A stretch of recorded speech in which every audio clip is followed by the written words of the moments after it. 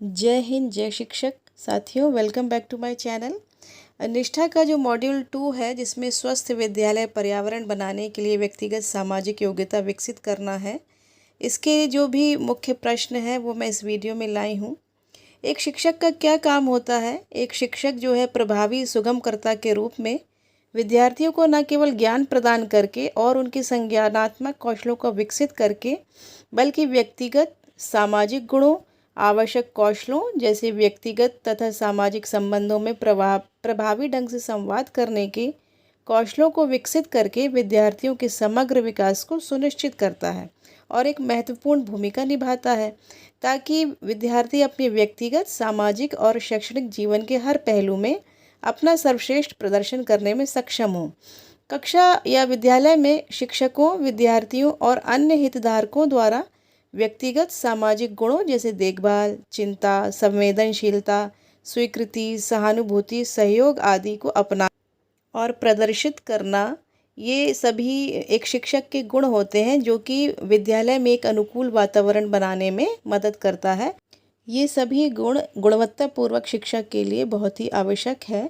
इस मॉड्यूल में हम विद्यार्थियों में व्यक्तिगत और सामाजिक गुणों को विकसित करने के लिए क्या हमें करना चाहिए, शिक्षकों को, इस बात पर ध्यान देंगे।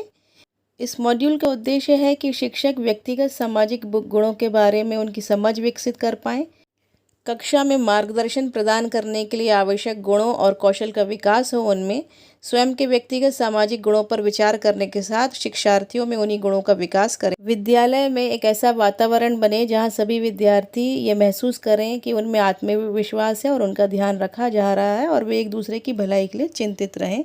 तो इस वीडियो में आज इसी मॉड्यूल से संबंधित कुछ मुख्य प्रश्न हैं जो मैं आपके लिए लाई हूँ। वीडियो अच्छा लगे तो लाइक और शेयर ज़रूर कीजिएगा। पहला प्रश्न देखेंगे कि व्यक्तिगत और सामाजिक गुण क्या है। हम सभी समाज में रहते हैं तो हमारे कुछ सामाजिक गुण होते हैं।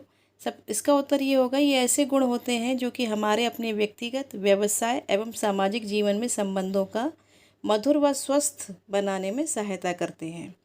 प्रश्न 2 है, हमें दूसरों के प्रति कैसा व्यवहार या दृष्टिकोण रखना चाहिए। उत्तर है, हम एक दूसरे के प्रति एक समान दृष्टिकोण रखना चाहिए। हमारे जीवन में संवेदनशील भावनाओं का होना बहुत ही ज़रूरी है। एक दूसरे के प्रति जब हम संवेदना रखेंगे तभी स्वस्थ वातावरण का निर्माण कर पाएंगे।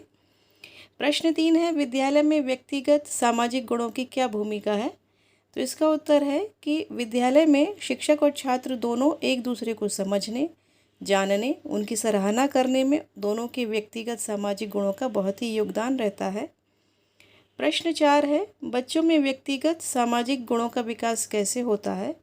तो इसका उत्तर है, विद्यालय में जब सभी छात्र समूहों में काम करते हैं तो उनमें एक टीम भावना जागृत होती है। इससे उनको अनुभव, रुचि, सहयोग भावना, व्यक्तिगत विशेषता, ये सब उनके व्यक्तिगत सामाजिक गुणों के विकास को बढ़ावा देती हैं और वो एक तरीके से संघर्ष करना भी सीखते हैं। प्रश्न 5 है, संवेदनशीलता क्या होती है। इसका उत्तर है, संवेदनशीलता का अर्थ है कि अपने आप का और दूसरों को सहज स्वीकार करने की क्षमता, निष्पक्ष रूप से दूसरों के प्रति सम्मान व करुणा दिखाना ही वास्तविक रूप से संवेदनशीलता कहलाती है। प्रश्न 6 है, बच्चों या किसी का विश्वास कैसे जीत सकते हैं। तो इसका उत्तर है कि किसी भी बच्चे या किसी का भी विश्वास हम निम्न प्रकार से जीत सकते हैं। सबसे पहली बात है कि एक दूसरे के प्रति हमारी भावना अच्छी हो, मन में कोई कपट ना हो। दूसरा है, विचारों के प्रति ईमानदार रहें। तीसरा है, किसी का भी अनादर ना करें। चौथा है, बच्चों या किसी अन्य व्यक्तियों के साथ बड़ी ही नम्रता, आदर और प्रेम पूर्वक व्यवहार करें। यानी कि हमें अपने गुस्से पर भी काबू रखना है, तभी हम विश्वसनीयता जीत पाएंगे। प्रश्न 7 है, परानुभूति, सहानुभूति, तदानुभूति से क्या आशय है। तो इसका उत्तर है कि दूसरों की अनुभूति, उनकी भावनाओं को उनके दृष्टिकोण से समझना और महसूस करना ही परानुभूति है। प्रश्न 8 है, परानुभूति में कौन कौन से भाव उत्पन्न होते हैं। तो परानुभूति में विद्यार्थियों की निराशा, गुस्सा, बेबसी, उदासीनता, भय और ऐसी अन्य सभी भावनाएं अधिक स्पष्ट हो जाती हैं। यह वह गुण है जो विद्यार्थी को यह महसूस कराता है कि आप उनकी समस्याओं को उनके व्यक्त किए बिना ही समझ सकते हैं। यानी कि शिक्षक इतना समझ सकता है कि यदि विद्यार्थी उनको बताए भी नहीं तो भी वह समझ लें कि उसको आज दुख है या कोई कष्ट है या वो गुस्सा है या कोई बेबसी है, वह शिक्षक इस बात को समझ पाए। प्रश्न 9 है, बच्चों की सुरक्षा के लिए चाइल्ड हेल्पलाइन नंबर क्या है? तो इसका सभी जानते हैं, चाइल्ड हेल्पलाइन नंबर है 1098। प्रश्न 10 है, पॉक्सो एक्ट क्या है और ये किसके लिए है? तो इसका उत्तर है पॉक्सो एक्ट 2012। यह यौन अपराधों से बच्चों का संरक्षण करने वाली संबंधी अधिनियम protection of children from sexual assaultment act यानी कि पॉक्सो का संक्षिप्त नाम है। पॉक्सो अधिनियम 2012 को बच्चों के हित और सुरक्षा का ध्यान रखते हुए बच्चों को यौन अपराध, यौन उत्पीड़न से संरक्षण प्रदान करने के लिए लागू किया गया था। प्रश्न 11 है, हम में क्या समानता है? इस गतिविधि से बच्चों में किन किन कौशलों का विकास होता है? तो इसका उत्तर है, इस गतिविधि से संवेदनशीलता और देखभाल की क्षमता का विकास होता है। प्रश्न 12 है, शिक्षक छात्रों में किन गुणों को विकसित करने में मददगार बन सकते हैं? तो सबसे पहला उत्तर यही है कि सहपाठियों से मधुर संबंध बनाने में विद्यार्थियों की मदद होगी।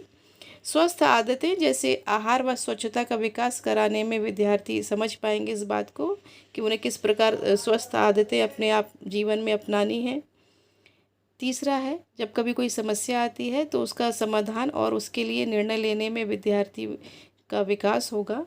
समय का उचित उपयोग करना सीखेंगे विद्यार्थी और अपने कार्यों के प्रति समर्पित होंगे और जिम्मेदारी की भावना उनमें विकसित होगी।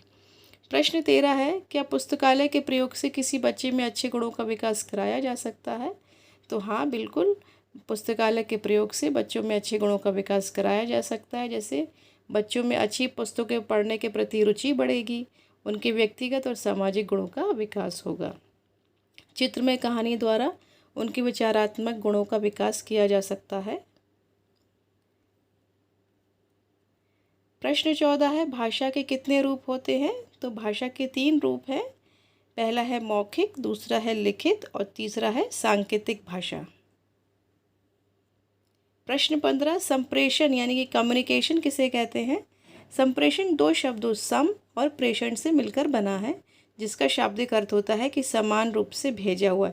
अर्थात संप्रेषण का यहाँ पर अर्थ हुआ सूचना और विचारों का आदान प्रदान, जिसे हम इंग्लिश में कम्युनिकेशन कहते हैं, कि एक दूसरे तक अपने विचार पहुँचाना, यही संप्रेषण है। प्रश्न 16, प्रभावी संप्रेषण में कौन कौन से कौशल शामिल होते हैं? तो इसका उत्तर है, किसी के भी विचारों या अभिव्यक्ति को बड़े ही गंभीरतापूर्वक सुनना और प्रतिक्रिया देना, यही एक प्रभावी संप्रेषण का मुख्य गुण है।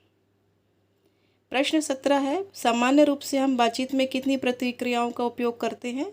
तो इसका उत्तर है, सामान्य रूप से हम बातचीत में 5 प्रतिक्रियाओं का उपयोग करते हैं, जिन्हें हम अंग्रेजी के 5 अक्षरों EISPU से भी जान सकते हैं। यानी कि पहला है मूल्यांकन, फिर है व्याख्या, फिर है सहायक और फिर है गहराई से जांच और लास्ट है समझ यानी अंडरस्टैंडिंग। प्रश्न 11 है, गैर मौखिक संप्रेषण क्या होता है? गैर मौखिक संप्रेषण में जब हम अपने विचारों या अभिव्यक्ति को चेहरे के भाव, स्वर या हाव भाव आदि से व्यक्त करते हैं, तो इसे हम कहते हैं गैर मौखिक संप्रेषण। और प्रश्न 19 से, भावनाएं कितने प्रकार की होती हैं? तो भावनाएं मुख्यतः 2 प्रकार की होती हैं। पहला है सकारात्मक और दूसरा है नकारात्मक। तो ये कुछ प्रश्न थे जो इस मॉड्यूल से मैंने छांटे थे। अब आपको और भी प्रश्नों के साथ मिलूंगी नेक्स्ट वीडियो में, तो मेरे चैनल पर बने रहिएगा और अपनी परीक्षा की तैयारी पूरे मन लगाकर करिएगा। फिर मिलूंगी नेक्स्ट वीडियो में, तब तक के लिए थैंक्स फॉर वॉचिंग।